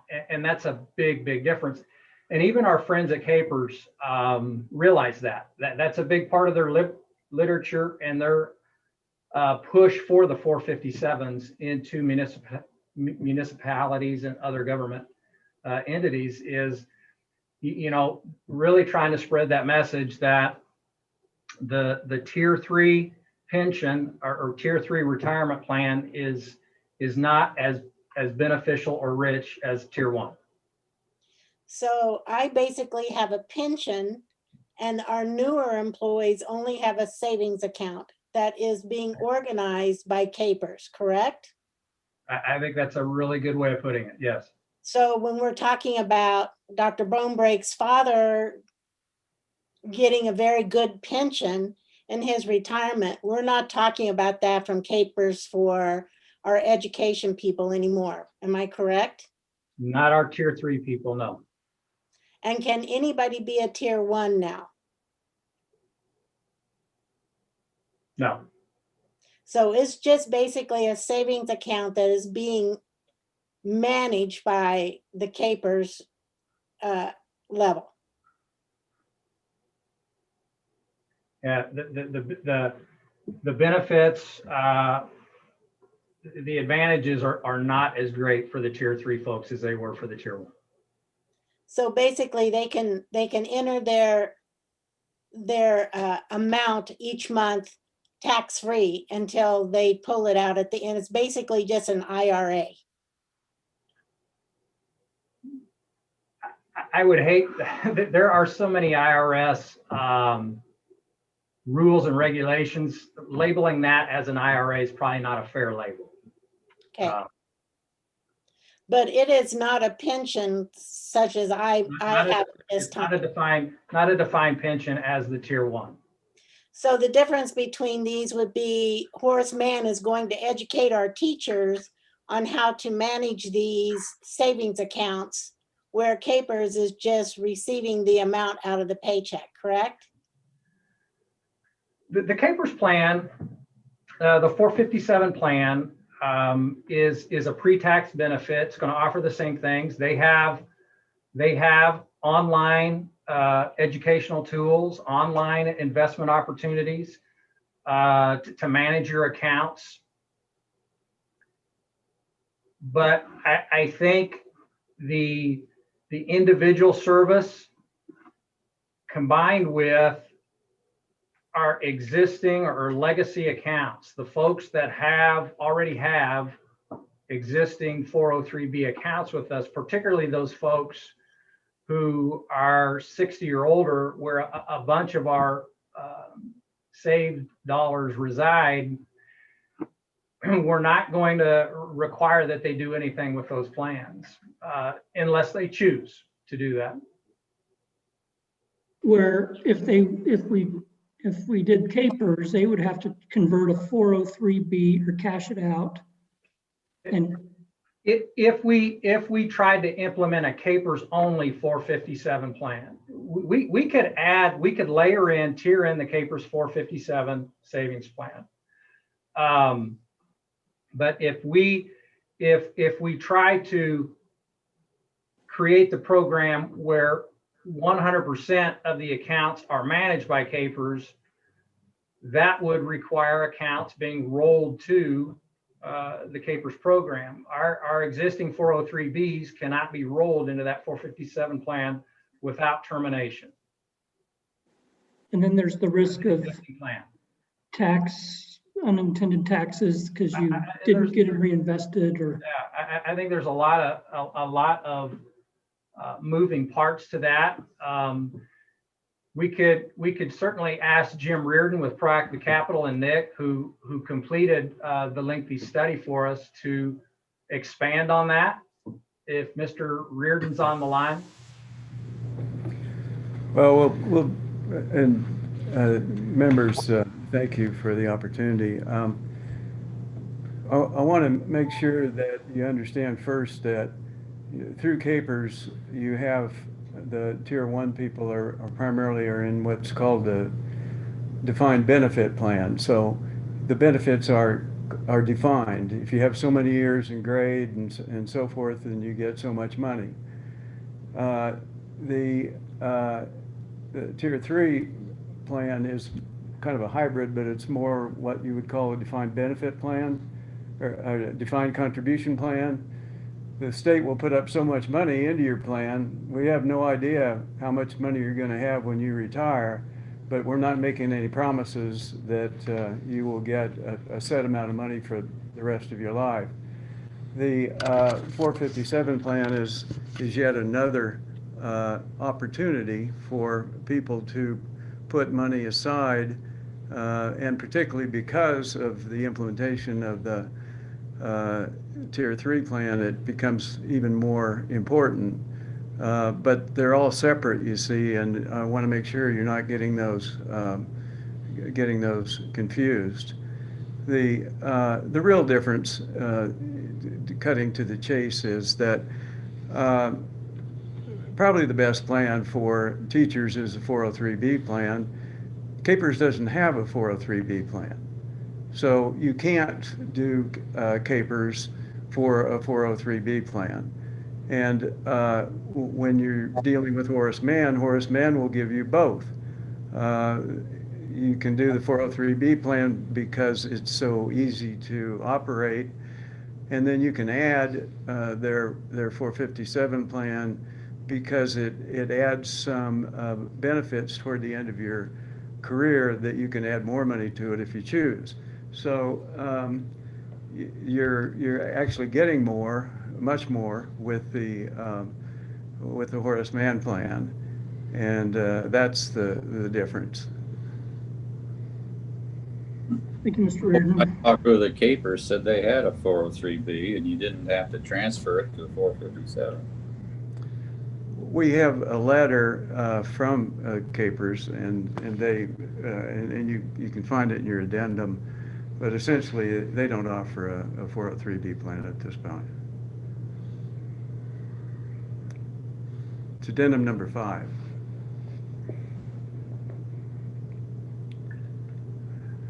Would Horace Mann be willing to provide a Roth IRA? They can. Yes.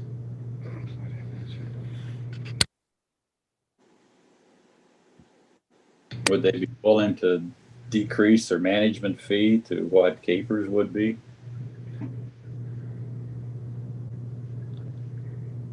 They probably would if they had no fiduciary responsibility for existing accounts, and that really is really part of what I feel part of what I feel our program is really in lack of. It is administration.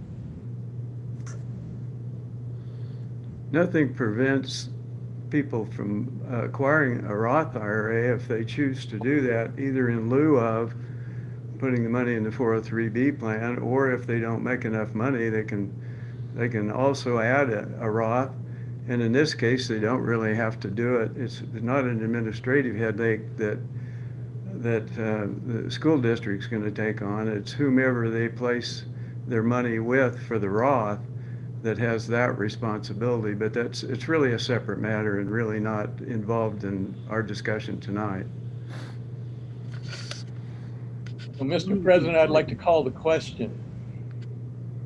Thank you, Dr. Morrison. So we have a motion on the table to delay a decision on this action item until February 18th, and then where we would invite CAPERS to present their plan. So are we ready to vote? Ms. Lister, can you, I don't know if you want to vote online or? Just 1 second and I have it ready. It doesn't show up on mine, so we're voting yay or nay in which for the motion. Yes. So your motion, Dr. Bonebrake, will, and Ms. Lister will read it once she gets it up. So the motion is, Mr. President, I move the board postpone the action on this issue to allow Capers to present their plan to Topeka Public Schools supplemental retirement savings plans to February 18th, 2021. So the motion, if you vote yes, it is a vote in delaying, and if you vote no, it's a vote to not delay. So the vote is open. Bonebrake votes yay.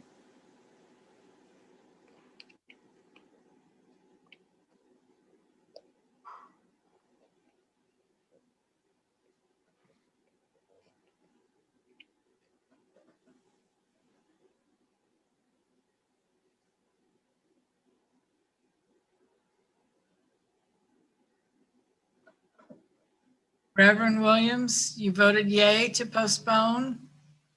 Yeah. Okay. There are 4 nays, 2 yays, and 1 abstention. Motion carries. No, motion doesn't carry. Failed. Yeah, the motion did not failed. pass. Correct. And my apologies for clarity. Can you restate that properly, Mrs. Lister, for the record? Yes. The motion fails. Okay, thank you.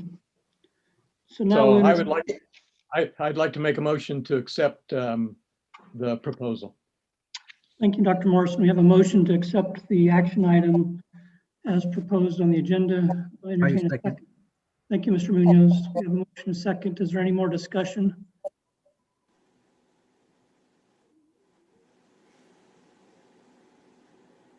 Vote is open. Thank you, Mrs. Lister.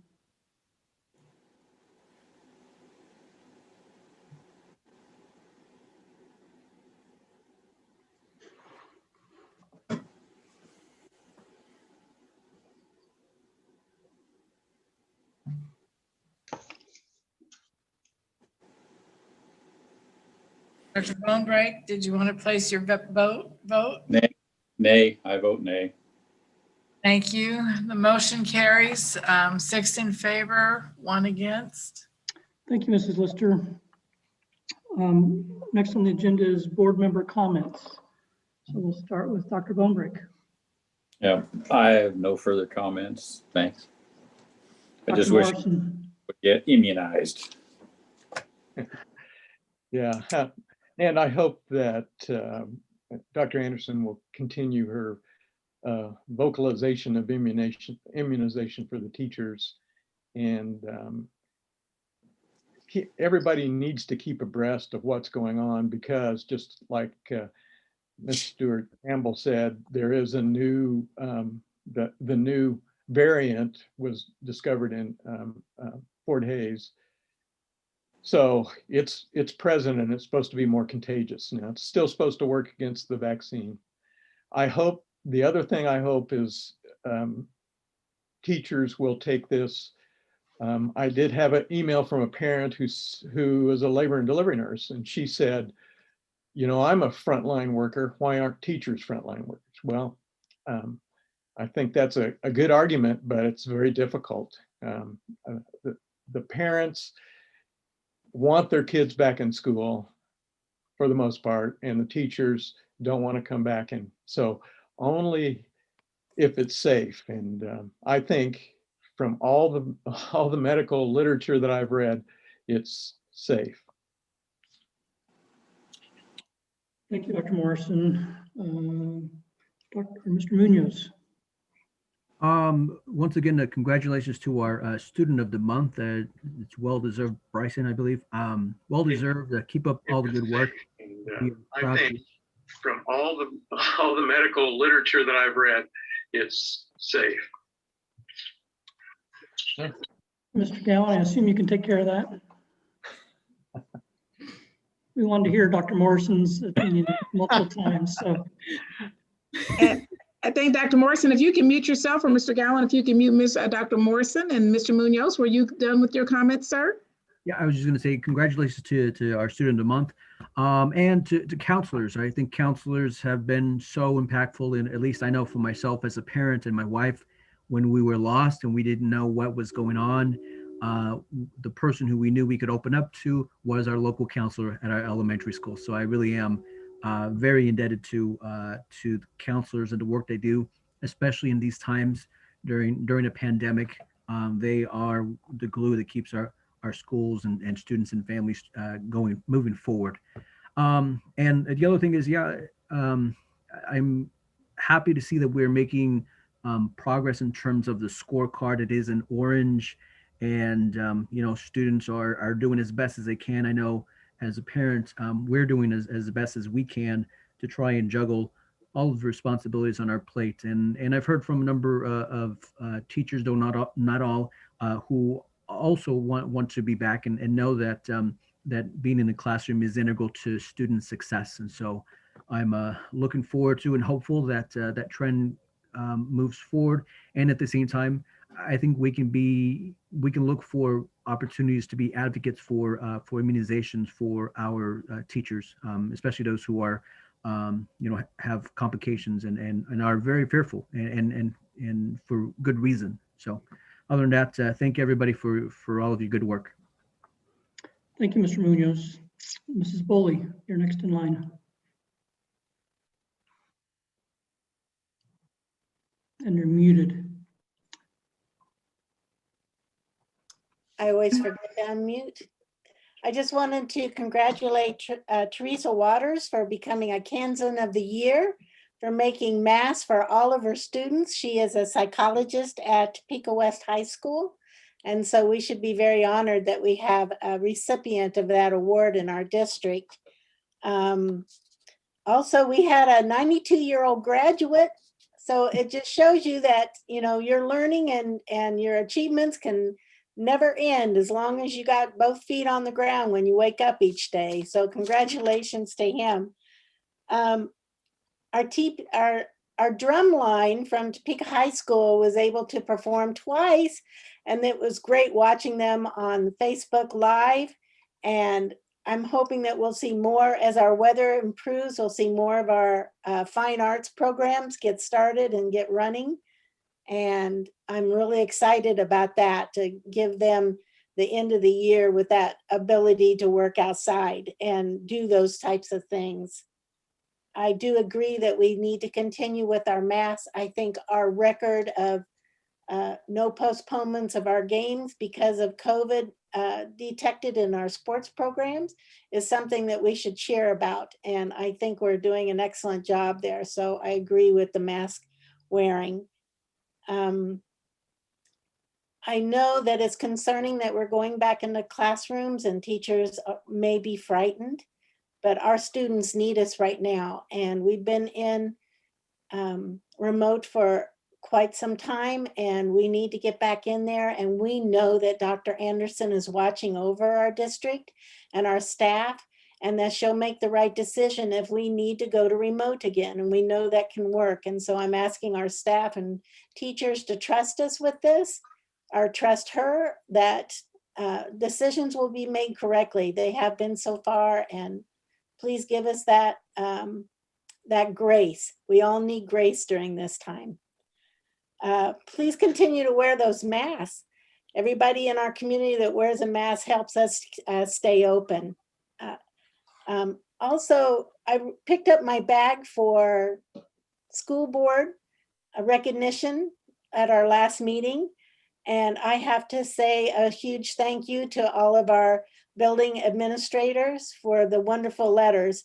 They were so touching and so encouraging. And I want to thank each and every one of you for taking the time to do that for us, because it's been a tough year. So thank you.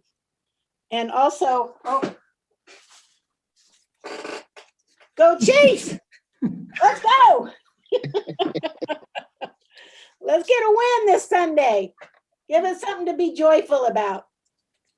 Thanks.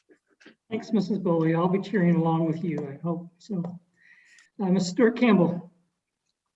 So the decision on how long to stay remote, I know has been weighing tremendously on everybody's minds, and parts of the whole country and the world for that matter are having this same discussion. I was asked to join a Facebook group recently of parents in Portugal asking, no, I've never been to Portugal, but I know some people there. Anyway, asking to please go remote to their elected officials. And now Portugal is all remote. We know that about the standoffs in San Francisco, right? The city of San Francisco suing the San Francisco school district, and Chicago, they're at an impasse, their district admin and their teacher union. So these are regarding returning to school in person. So these are really, really tough times. But with the CDC coming out with more studies with in-person learning being safe enough, with the mitigation protocols in place, I am simultaneously really excited to be back in person and scared. It's both. It's a combination of both. But I'm, like I said before, I'm really, really cautiously optimistic. I know there are many who are like applauding this decision, and there are going to be others. I'm sure we're going to get some emails tonight who don't agree and are very afraid, and I'm sorry for that. I really am. But like Ms. Boley said, yeah, just please have faith. And we are under such competent guidance, and the school board is very informed.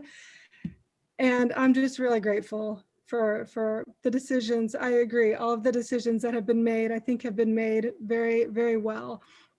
So just a big thank you to everybody for their resilience and for staying sane. And that's it. Thank you. Thank you, Ms. Stewart Campbell. Reverend Williams. Well, first of all, I'd like to acknowledge our counselors again. My high school counselor is the reason I'm in Topeka, and let me explain. I did not want to go to K-State, had no intentions of going to K-State, but he told me one day, he said, if you can make it at K-State, you can make it in life. So here I am. I learned to love purple, and I've been in Topeka 40-something years. So I guess it all turned out the way it was supposed to. The other thing is, since this is Black History Month, this is a little bit of trivia as it relates to my fraternity. Charles Scott, John Scott, and Charles Bledsoe are all members of the Topeka Alumni Chapter. Owner Burnett, who was McKinley Burnett's nephew, who was the first principal at Cap City High School. They were all members of the fraternity. And also on the national landmark case, Kenneth Clark, he's also was a fraternity brother. So we were knee deep in the outcome of that case. So I'm proud this month to be a part of my fraternity. I just celebrated 42 years. So, I mean, 49 years, excuse me. So also the tragedy of the 5-year-old and the 22-year-old and the 20-year-old. Tatiana Wade was a former student of mine. She had a lot of promise, and unfortunately, her life was cut short. And the 5-year-old was a former student of my wife's over at Ross in the preschool, pre-K program over there, and also a grandniece of my little brother and big brother's big sister. So it's been a rough week. So I'm done. Thank you, Reverend Williams. One of the things I love about him, Reverend Williams, is his loyalty to his fraternity and his alma mater. And especially since we share the same alma mater, it's easy to like that. Want to quickly acknowledge, we have a teacher who obtained board certification status, Mrs. Womack, a math teacher at Topeka High, was passed the qualification to become certified or board certified as a math educator. I'm also grateful for the drumline and their ability to get out and about, and hopefully that can continue with other fine arts as we conquer this pandemic. We got a note I received a copy of a note from somebody at the county health department. We saw a decrease of another 25% in cases this week, 3 straight decreases. The overall number is still high, but much lower than it used to be. And we've been red for 14 straight weeks. So I urge our community members to continue the trend of getting safer and healthier. And then finally, just at the legislature, there's a lot of things going on with funding for private schools. And one of the things I've always appreciated about public school is that we take all comers. We take kids that are sharper than a tack and take kids that might need some extra help. And that's one of the beauties of public education. And so if you're concerned about this, please educate yourself and make a note or call our representatives in the State House, because I think that's an important time to do that. And with that, I'll close my remarks and adjourn this meeting. Thank you all. See you in 2 weeks.